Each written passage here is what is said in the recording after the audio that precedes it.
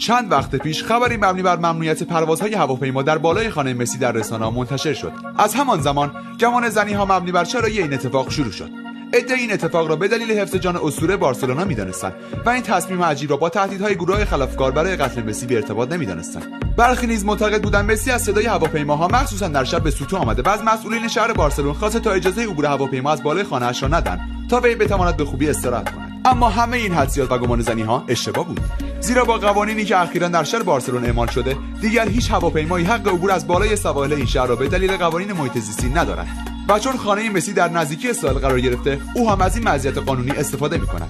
در واقع این قانون فقط برای لیونل مسی واقع نشده بلکه برای آسایش همه مردم شهر بارسلون اعمال شده است. البته باشگاه بارسلونا با همکاری شهرداری این شهر برای آسایش هرچی بیشتر ستاره تیمشان تمام خانه‌های اطراف خانه مسی را با قیمت 12 میلیون دلار خریداری کرده تا وی بتواند با آرامش بیشتری در کنار خانواده‌اش استراحت